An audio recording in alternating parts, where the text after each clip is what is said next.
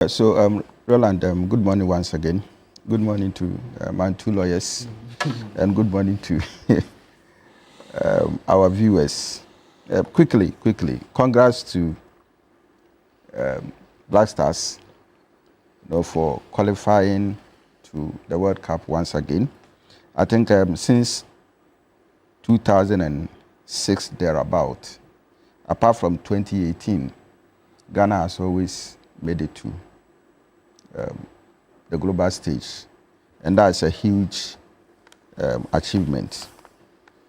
Again, I think, Roland, I don't know whether you are aware of the Nkwanta South conflict, and maybe TV3 is probably following up on it. I think that you should, as an appeal, because some of my students have vacated, they are afraid going back home, and they keep knocking on my doors. You are talking about the fact that the soldiers who are supposed to be maintaining law and order, as it were, are perpetrating some level of atrocities on them. And it is becoming too much for them to handle. All right. Papa Ray, let me say this. You see, this issue about galamsey, basically, I have two fears. My fear is probably an attack on the Volta River. You mean it's coming? It could come to that. It could come to that. Why do you say that? I mean, as lawyer DG was explaining, it is so far we're told it's the last one standing. Yes. So as lawyer DG was saying, and as the the man you spoke to on,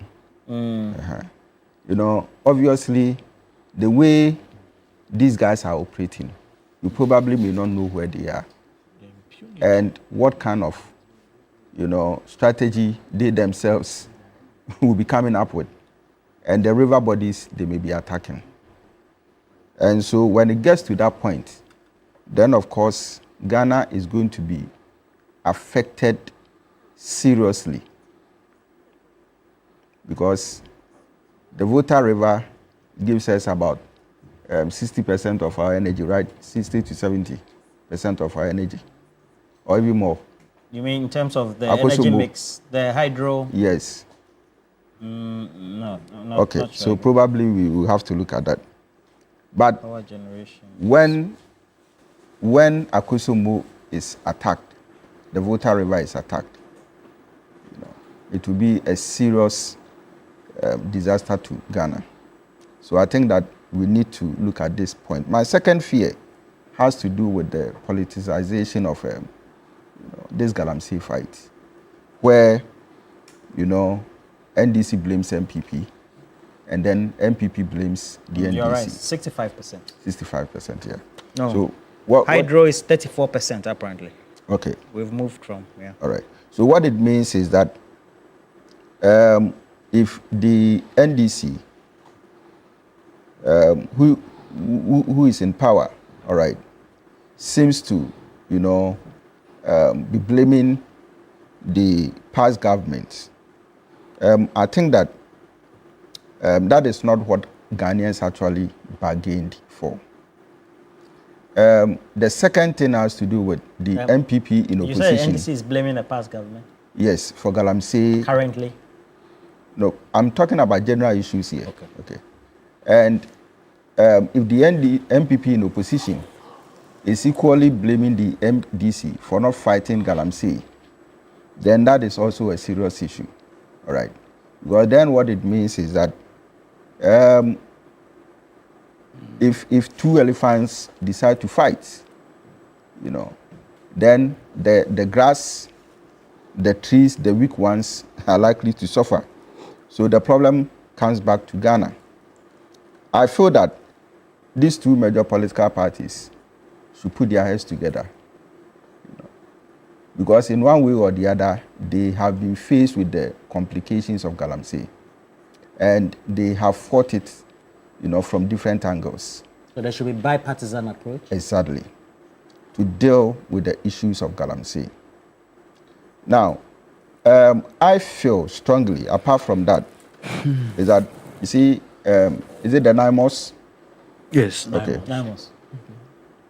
I think that, about Remy, my stand on galamsey has always been the use, to tackle galamsey as war.